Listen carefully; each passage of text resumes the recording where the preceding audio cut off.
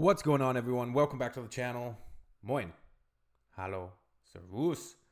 It is Mace coming to you from Vancouver Island, beautiful British Columbia here in Canada. Today, checking out a video that you guys have sent to me. There's a link in the description to send me other such videos. Check it out. And if you have any stuff you want to send to me, send it, because I will definitely see it there. I don't always see all the comments. I can't look at all the comments, but I try. Otto von Bismarck. I know that he's instrumental, and it says here in the title, but I know that he's instrumental in the unification of Germany from, a collection of smaller German states into one unified country.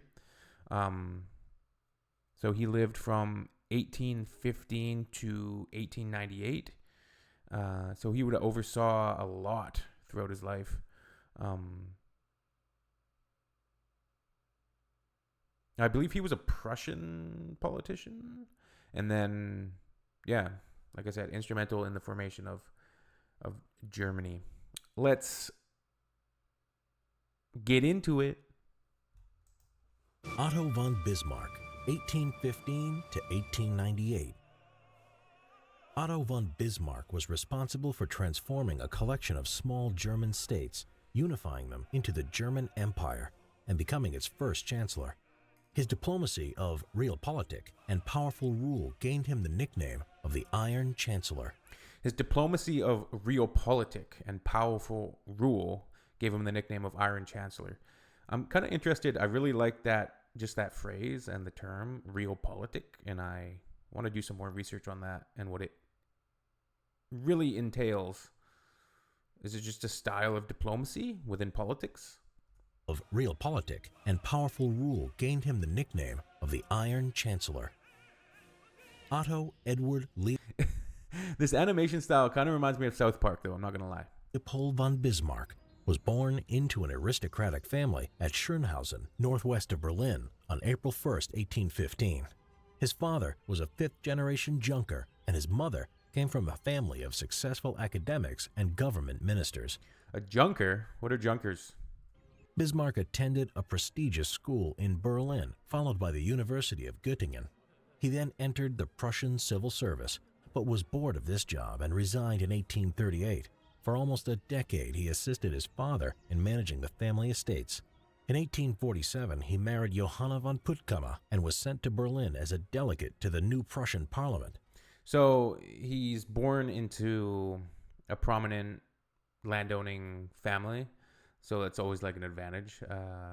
Took a little time, it looks like, to get into politics. So that's kind of interesting. It was here that he emerged as a reactionary voice against the liberal, anti-autocratic revolutions of 1848. From 1851 to 1862, Bismarck served as ambassador to Russia and France. When he returned to Prussia, he would be appointed prime minister by Wilhelm I, who had become king of Prussia. In 1864, Bismarck began a series of wars to establish Prussian power in Europe.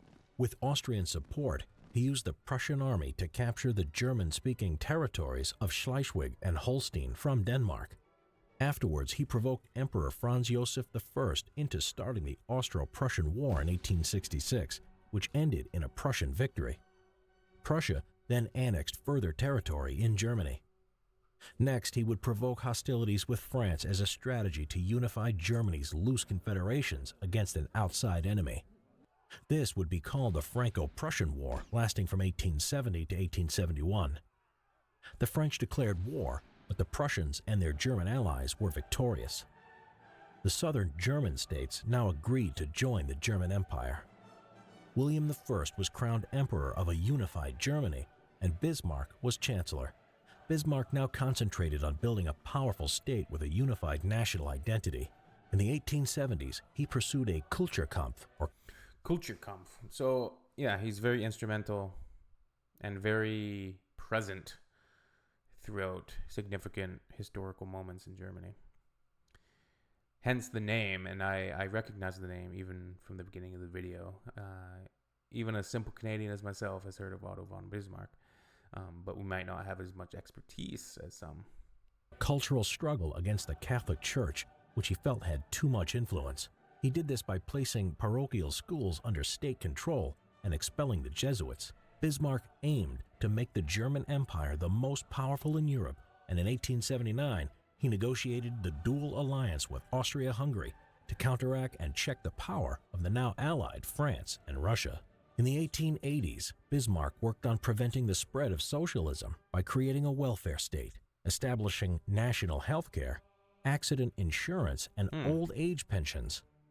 In 1890, Bismarck was dismissed by the new Emperor Wilhelm II after strongly disagreeing So, like, those ideas are very progressive and ahead of their time. with him. He retired to his estate near Hamburg and died on July 30th, 1898.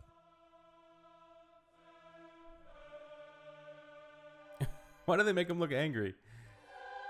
Thank you for all your support on the Simple History YouTube. So, yeah, like you just said, simple history. It's kind of a crash course, a very quick summation of von Bismarck's life, and kind of from his early beginnings to how he became involved in politics, and then the subsequent events that he was involved in.